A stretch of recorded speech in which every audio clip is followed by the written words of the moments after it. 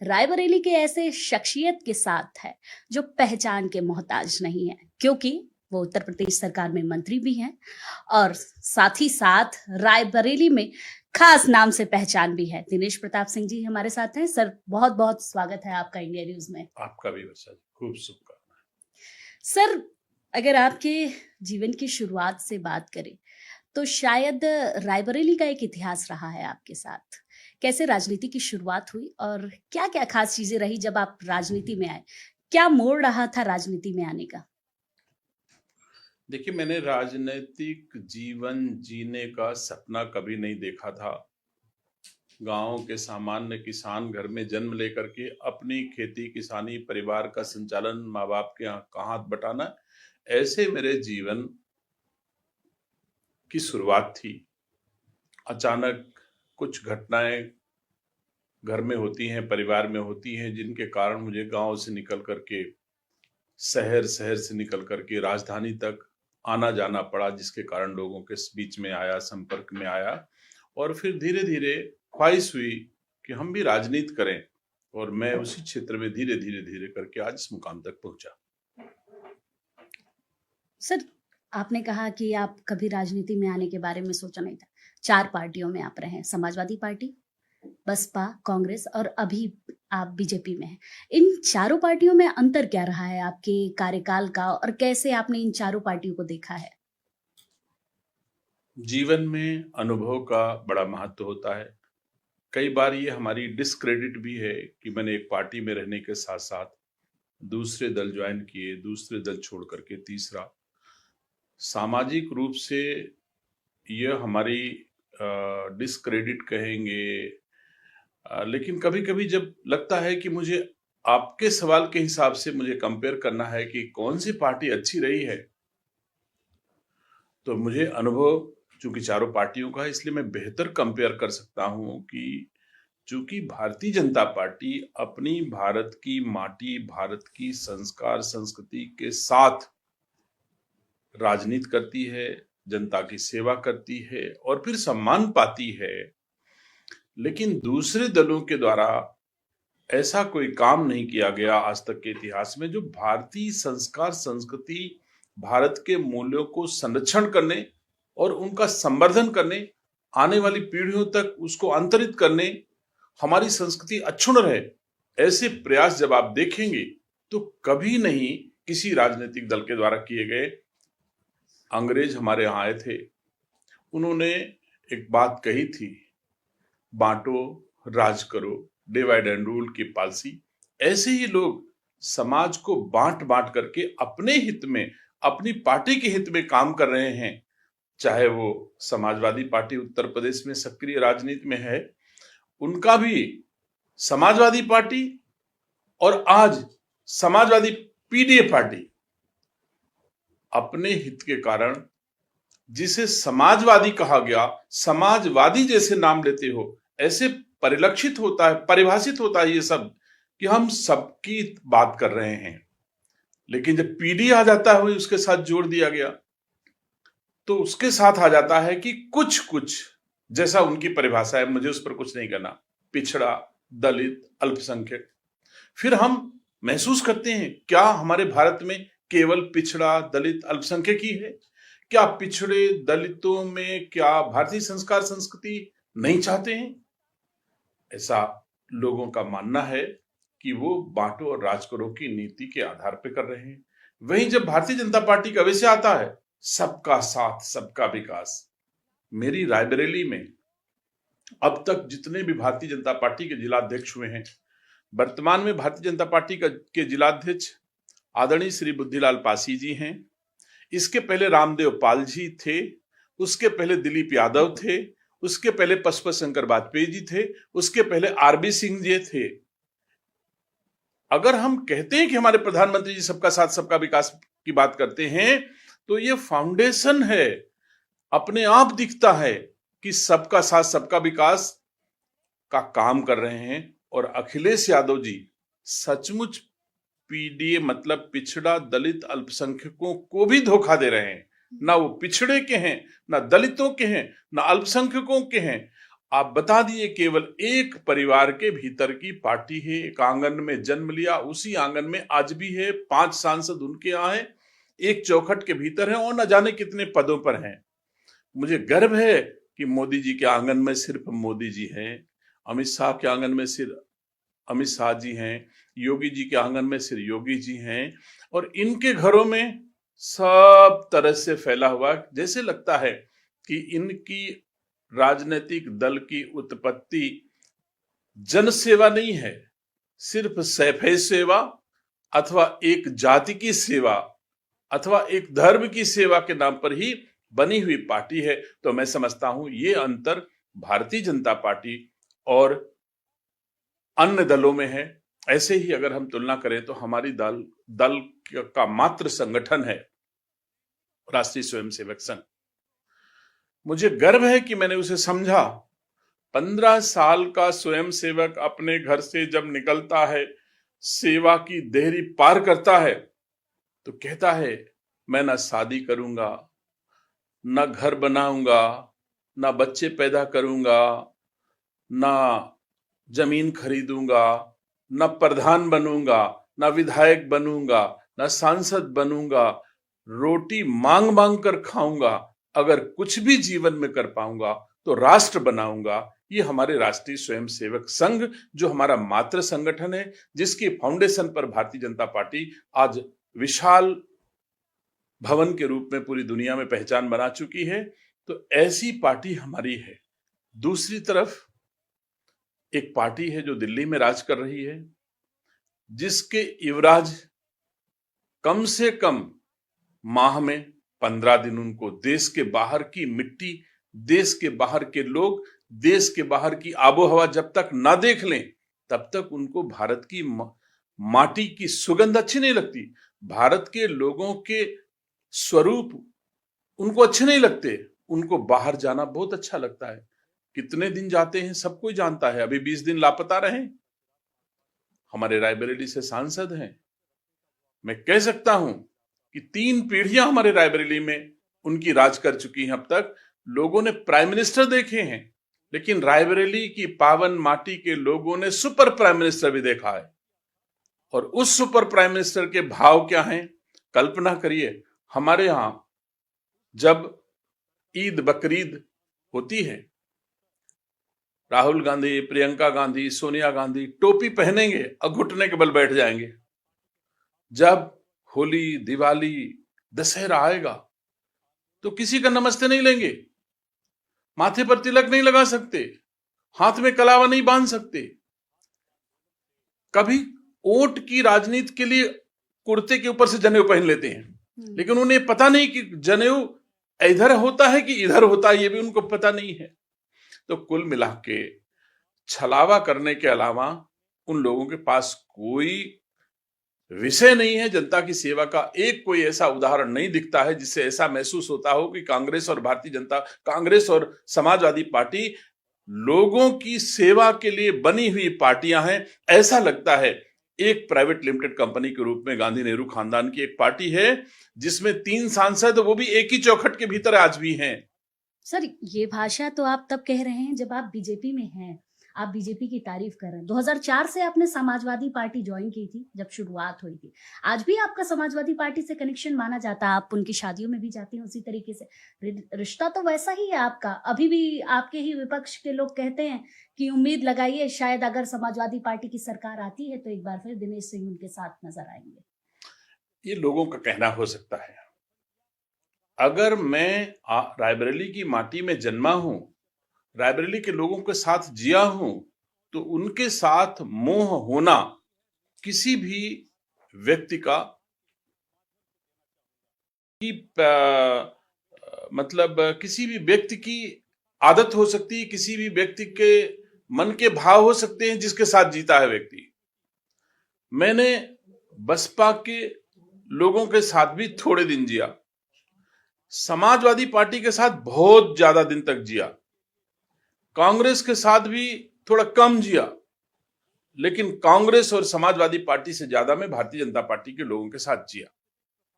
जिन लोगों के साथ जिए हैं हम, जिस घर में हम आए गए, उठे बैठे, खाए पिए, नीतियां हमारी भिन्न हो सकती हैं, हम्म। हमारा नीतियों में विरोध हो सकता है, लेकिन ऐसा नहीं हो सकता कि हम जिनके साथ बैठे हैं, खाए हैं, पिए हैं, उनको हम दुश्मन की भांति देखें। हमारा नीतिगत विरोध है। मैं राहुल गांधी से चुनाव लड़ा हूं, मैं नीतिगत विरोध करता हूं, लेकिन मेरा व्यक्तिगत राहुल गांधी से कोई विरोध नहीं है। तो जहां आप कहते हैं कि आप उनके यहां गए थे, उनके यहां गए थे, आप भी कहीं जाते हो किसी और जगह पर, तो निसंदेह मैं समझता हूं कि वहां की यादें आपको याद आती हैं। आप किसी दूसरे देश में जा रहे होंगे, भारत में कहीं गए होंगे, तो आपको याद आता है। अगर मैं सपा में गया था तो सपा के लोग मुझे याद आते हैं, उनके चेहरे याद आते हैं, उनके भाव याद आते हैं, उनके साथ उठना बैठना आज भी मेरा है। कांग्रेस के लोगों के साथ उठना बैठना आज भी हम करते हैं। तो मैं समझता हूं यही तो असली चीज है। भारतीय संस्कार संस्कृति के भीतर जीने वाला व्यक्ति किसी व्यक्ति से व्यक्तिगत द्वेष नहीं रखता। उनकी नीतियां मुझे पसंद नहीं है, जहां की नीतियां मुझे पसंद है मैं उनके साथ। आपने राहुल गांधी की बात की, दिशा की बैठक होती है, राहुल गांधी रायबरेली आते हैं, किस तरीके का व्यवहार रहता है आपका और राहुल गांधी का, कैसे मिलते हैं? क्योंकि आप एक समय उनके साथ काम करते थे, एक समय आप उनके साथ पूरी तरीके से रणनीति बनाते थे कि कैसे बीजेपी को हराना है, और आज जब वो आपके साथ होते हैं तो क्या व्यवहार रहता है आपका उनका? पूरे देश ने, पूरी दुनिया ने देखा कि हम और राहुल गांधी एक साथ दिशा की बैठक में बैठे और अगल बगल बैठे। अब राहुल गांधी का पूरा सिस्टम लग जाता है कि राहुल गांधी को बाहर से देखो तो उनकी कुर्सी नीचे कैसे दिखती है। अब मैं इसका क्या इलाज मैं कर सकता था? ईश्वर की कृपा है कि राहुल गांधी से 10 इंच हम लंबे ज्यादा हैं, भगवान ने मुझे बनाया है, तो थोड़ी कुर्सी से सिर हमारा ऊंचा दिखाई देगा। वो बार बार मेहनत कर रहे थे कुर्सी इनकी ऊंची हो जाए, हमसे ऊंची हो जाए, तो कुर्सी तो ऊंची नहीं हो सकती थी क्योंकि प्रभु ने हमको उनसे ज्यादा लंबा बनाया।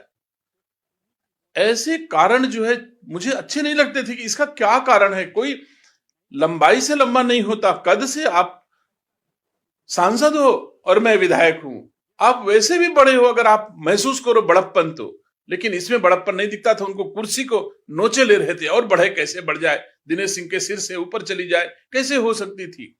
ऐसे अनभिज्ञ, अपरिपक्व, अयोग्य व्यक्ति के मन में जिस तरह के भाव उमड़ते हैं, वैसे ही जब मेरे बगल में राहुल गांधी बैठते हैं तो उनको भी लगता है अरे बाप रे बाप, ये हमसे ज्यादा योग्य है।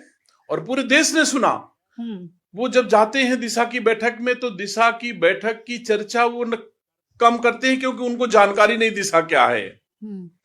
वो बैठ जाते, अच्छा ये मोदी जी की सरकार ने ऐसा कर दिया, ये तो ठीक नहीं है। अब वो अपना संदेश देने के लिए दिशा की बैठक में जाते हैं। आप समझाते नहीं हैं उनको? मैंने समझाया और खूब समझाया। उनकी इतनी समझ में आई है कि अब बैठकों में जाना उन्होंने बंद कर दिया कि इतना हमको पढ़ना पड़ेगा। एक समझदार व्यक्ति के बगल में बैठना है तो हमको पढ़ना पड़ेगा, और मैं उनको गाइडलाइन दिशा के लेके जाता हूं, पढ़ाता हूं। राहुल जी ये दिशा की बैठक है, इसी के भीतर आपको रहना है, इसी के भीतर बोलना है, इसी के भीतर आपको चर्चा करनी है। अगर इसके बाहर कुछ करना है तो बाहर मीडिया वाले बैठे हैं, आप जाओ उनसे बात कर लो जो करना हो अपनी पार्टी का, लेकिन दिशा की बैठक में, दिशा की परिधि में, दिशा की गाइडलाइन के भीतर ही आपको बात करना पड़ेगा। ऐसा मैं कहता हूं और बाध्य करता हूं कि दिशा की परिधि के बाहर आप नहीं बात कर सकते, आप बाहर जो बात करना है करिए। अच्छा, एक समय था 2018 का जब आप कांग्रेस से रिजाइन करके बीजेपी ज्वाइन कर रहे थे, क्या समय था वो? कैसे आपने ज्वाइन करने के बारे में सोचा? क्योंकि लोग कह रहे थे कि अमित शाह की एक रैली होने वाली थी, उस रैली के एक दिन पहले आपने अपने पूरे परिवार सहित इस्तीफा दे दिया कांग्रेस का। क्या मन में चल रहा था उस समय इस्तीफा देना, और फिर बीजेपी में ज्वाइन करने की बात कहाँ से आई? बिल्कुल असत्य है। आदरणीय अमित शाह जी की रैली के पहले मेरी कोई ज्वाइनिंग नहीं हुई। अमित शाह जी 2017 में हमारे यहाँ सभाएं वभाएं किए होंगे, जो भी उनको पता चला होगा। 2018 में उन्होंने हमें पार्टी ज्वाइन कराई। जिस समय ज्वाइन कराई उसके पहले रायबरेली तो छोड़ दो, उत्तर प्रदेश में भी उन्होंने कोई जनसभा नहीं की थी क्योंकि 2017 मैं 2018 की ही बात कर रही हूँ। 2018 में रायबरेली में मेरी ज्वाइनिंग कराने के उद्देश्य से, मेरी ज्वाइनिंग कार्यक्रम में आशीर्वाद देने के उद्देश्य से अमित शाह जी आए थे, लेकिन उसके पहले कोई जनसभा नहीं हुई थी जिसमें उन्होंने मुझे बुलाया हो कि आपको इसमें पार्टी ज्वाइन करना, ऐसा कोई विषय कैसे आप ये निर्णय किया आपने कि आप बीजेपी से ही चुनाव लड़ेंगे आगे, बीजेपी का हाथ थामेंगे, क्योंकि उस समय एक अलग सा माहौल नजर आ रहा था। नहीं, देखिए, हम पहले भी भारतीय संस्कार संस्कृति के साथ जीते थे। आप किसी से पता लगा लो, हमारे चौखट के भीतर 4 पीढ़ी में कभी अंडा नहीं गया। हमारी चौखट के भीतर कभी तंबाकू, सुपारी अथवा अब की पीढ़ी तो इलायची ही केवल खाती है, कभी किसी प्रकार का मद्यपान या कोई इस तरह की चीजें नहीं हुई। हमारे यहाँ रामचरितमानस का अनवरत पाठ होता रहा है।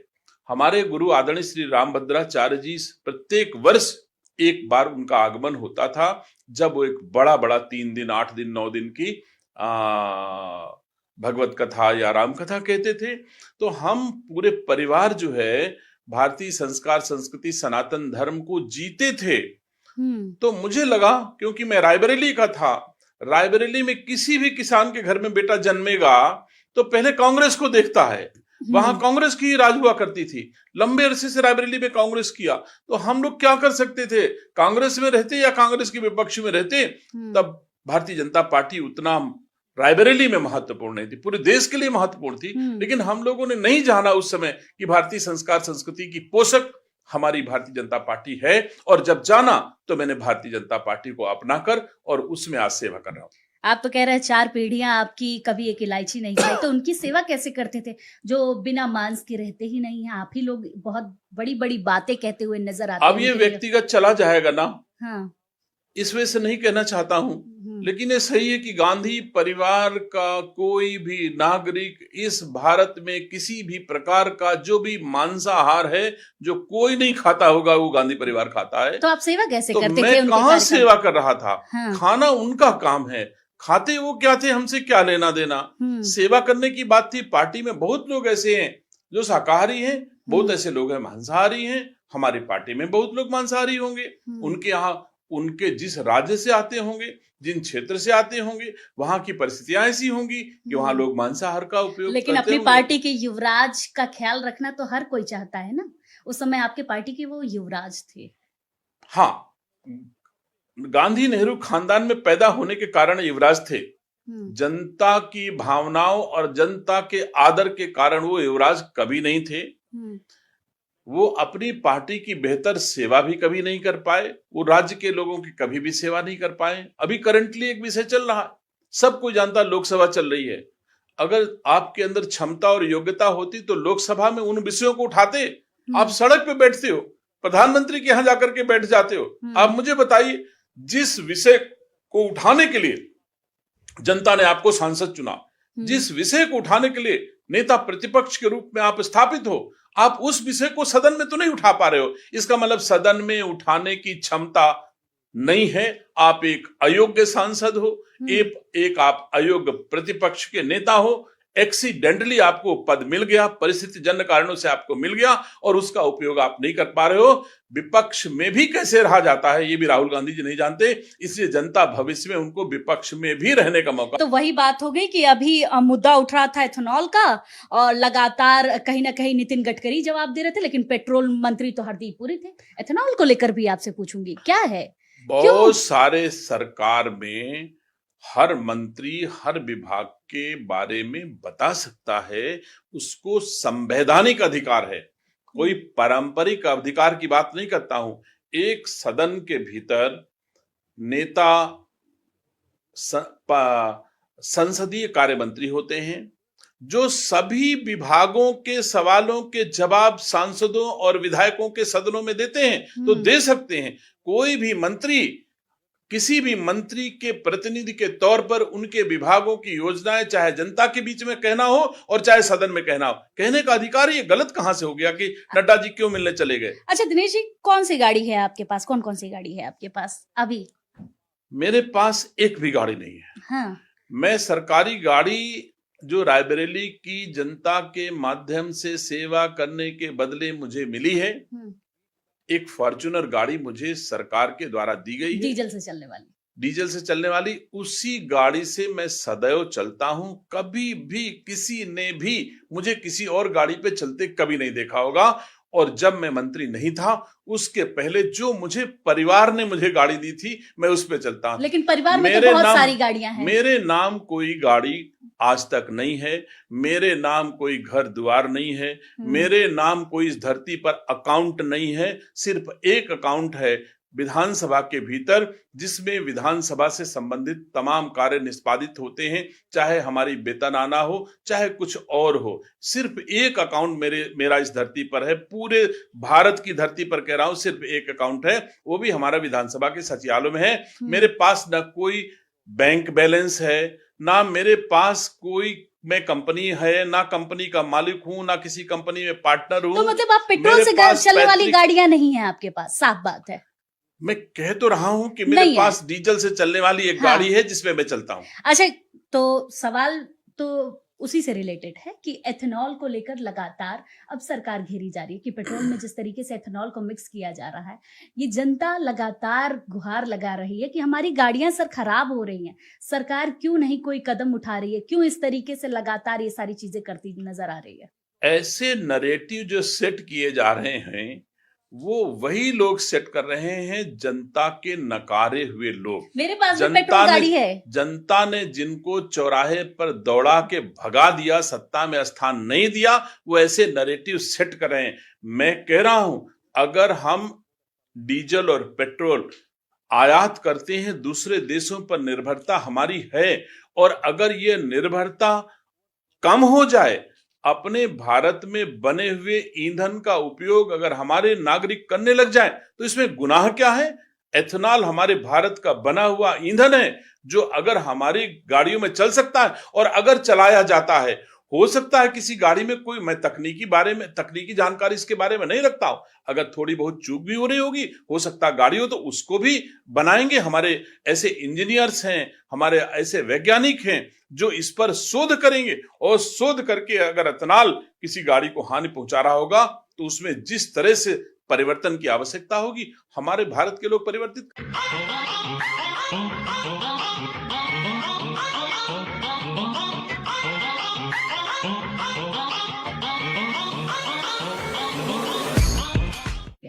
तो पुरानी गाड़ियों को मान सकते हैं कि पुरानी गाड़ियां इससे इफेक्ट हो रही हैं, 2025 की गाड़ियां क्यों इफेक्ट हो रही हैं, 2026 की गाड़ियां भी इफेक्ट हो रही हैं इन सब चीजों को लेकर। एथेनॉल कब इजाद हुआ, कब पाया गया, कब उपयोग में आया, आप ये तो देखिए।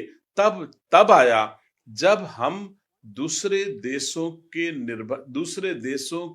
के आयात पर निर्भरता कम करने के प्रयास बढ़ाए। हम ज्यादा अपने राष्ट्र में निर्मित चीजों पर गौर कर रहे हैं। हमारे प्रधानमंत्री जी ने मन की बात में देशवासियों से सदैव अपील की कि आप अधिक से अधिक स्वदेशी अपनाएं। हम ज्यादा से ज्यादा वह चीज उपयोग में लाएं जिसमें हमारे देशवासियों का श्रम लगा हो, जिसमें हमारे देशवासियों का पसीना बहा हो। ऐसी चीजों का हमको उपयोग अधिक से अधिक करना चाहिए, जिससे हम उस श्रम का सम्मान कर पाएंगे, उस मेहनत का सम्मान कर पाएंगे, उस स्वदेशी का सम्मान कर पाएंगे, और उस विदेशी से हमारी निर्भरता कम हो जाएगी जिस पर हम आधारित हैं। तो ये प्रयास तो सराहनीय है, सबको इसके प्रयास की सराहना करनी चाहिए। चलिए, मैं आपकी बात की सराहना कर देती हूँ, लेकिन अगर कोई चीज स्वदेशी है तो वो आपको कम पैसे में मिलेगी। अगर एथेनॉल पेट्रोल में मिक्स किया जा रहा है तो प्राइस भी कम होनी चाहिए ना, क्योंकि स्वदेशी चीजों का उपयोग, आपने बोला ना, स्वदेशी चीजों का उपयोग अब ज्यादा किया जा रहा है। मैं समझता हूं कि पहले से ज्यादा कांग्रेस और समाजवादी पार्टी की सरकार, दिल्ली में उत्तर प्रदेश की सरकारों से ज्यादा बढ़िया डेवलपमेंट किया है। मैंने अभी एक बार कहा, दोबारा नहीं कहना चाहता हूं, रायबरेली का हूं। रायबरेली ने सुपर प्राइम मिनिस्टर देखे हैं, लेकिन आज चले जाओ तो रायबरेली में गंगा एक्सप्रेसवे, रायबरेली से थोड़ा आगे जाइए बुंदेलखंड एक्सप्रेस, थोड़ा बाएं चलिए हमारा पूर्वांचल एक्सप्रेस, रायबरेली से जाने वाली सारी सड़कें 4 लेन।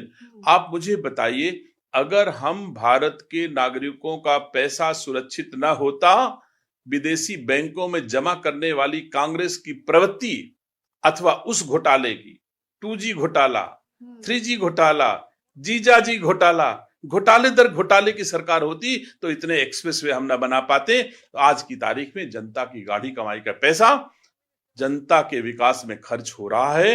अब कोई घोटाला नहीं हो रहा है।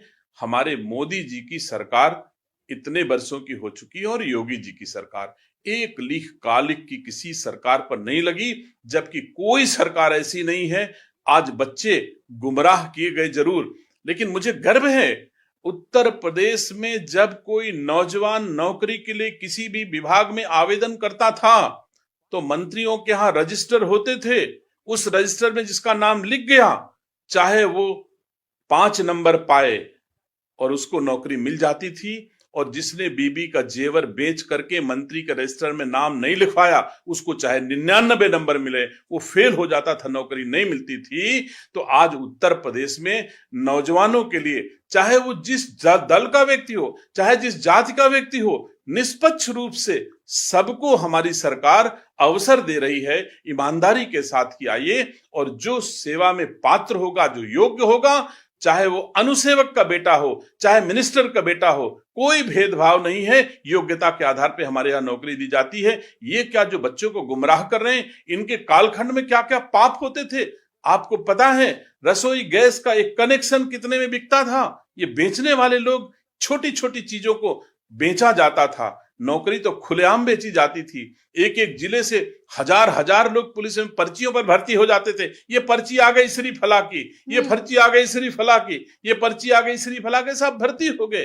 तो ऐसा आज की तारीख में नहीं हो रहा है। योगी जी की सरकार बच्चों के हित में, किसानों के हित में, व्यापारियों के हित में, महिलाओं के हित में, सबके हित में, सबका साथ सबका विकास के मोदी जी के संकल्प को आगे बढ़ाने का काम कर रही है। यहाँ पर किसी भी दशा में किसी के साथ भेदभाव नहीं हो रहा। अच्छा, चलिए, आपने रायबरेली की बात करी कि रायबरेली में इतना डेवलपमेंट हो रहा है। रायबरेली में सचमुच बहुत ज्यादा डेवलपमेंट हो रहा है। बीजेपी को लेकर ही देख लीजिए, रायबरेली में 2 मंत्री, आप और मनोज पांडे, कैबिनेट मंत्री मनोज पांडे हैं और आप भी वहां पर राज्य मंत्री जिस तरीके से हैं। उसके अलावा 3 परिवार माना जाता है कि रायबरेली में है। एक अखिलेश सिंह का परिवार जिसमें अदिति सिंह विधायक है और आप हो गए, और उसके अलावा मनोज पांडे। ये 3 कोना क्यों दिखता है रायबरेली में, एक साथ कभी क्यों नहीं दिखता? ये खाली मीडिया के बीच में कुछ लोगों के द्वारा प्रचारित किया गया नैरेटिव है।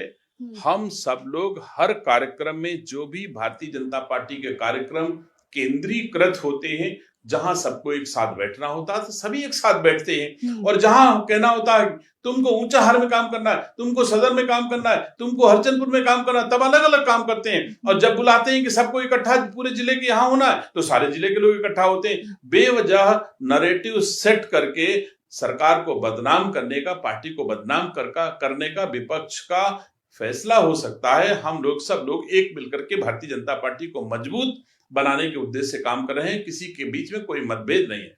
मतलब कोई भी मतभेद आपका उस परिवार से नहीं है रायबरेली में? मैं कह रहा हूं भारतीय जनता पार्टी के पर्सनल भारतीय जनता पार्टी में रहने वाले 2 कार्यकर्ता, भले ही पर्सनल विरोध हो, लेकिन भारतीय जनता पार्टी के अगर काम करने हैं तो दोनों को एक साथ मिलकर के काम करना होगा।